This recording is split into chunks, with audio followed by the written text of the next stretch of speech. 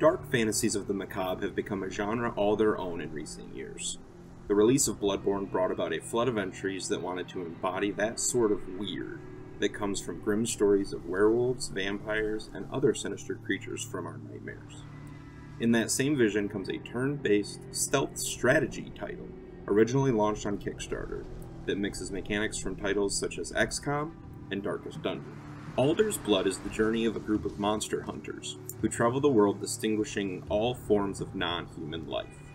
These hellspawn were created from the murder of this world's god, done in by his own worshippers.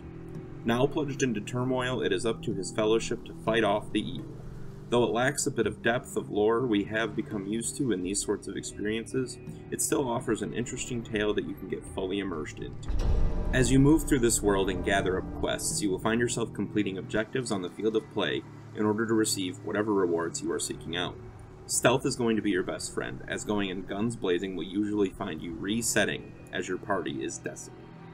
This game is hard, with one-hit kills becoming the norm, so avoidance and tactical assassination will need to become your method of choice. This toughness is perpetuated by a wind-based mechanic that can ruin a run quickly. Depending on the way the wind blows, your scent can be pushed towards an enemy unit at complete random. Nothing shows where the wind is about to turn, as it sporadically changes on a whim.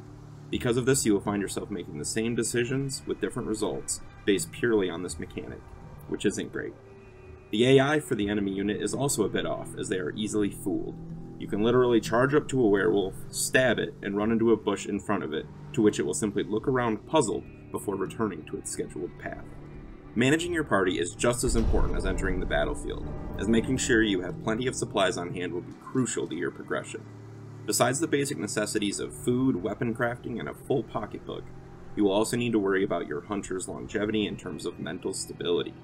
Much like the stress function in Darkest Dungeon, you will need to allow for breaks from combat and occasional returns to base for your party members in order for them to not lose their minds. A sacrifice can also be conducted if things take a turn for the worse, in which one hunter can absorb the attributes of a fallen compatriot, rather than letting them turn on the party altogether. Although tough at times to manage, there's nothing tricky to this system. As long as you're keeping an eye on it, it shouldn't be an insurmountable task.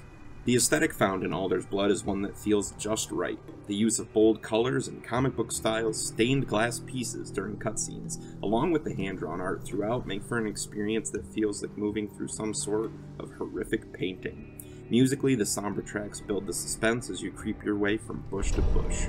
All in all, Alders Blood has all the right pieces. Gameplay is solid with an interesting story and a variety of mechanics that keep things interesting. However, the difficulty being tied so closely to RNG-based wind means sometimes it really blows to try and finish up a quest. Matching that with inconsistent AI and you have an overall package that falls a tad short of the high expectations. A few minor changes could make this a really special variation on the Bloodborne formula.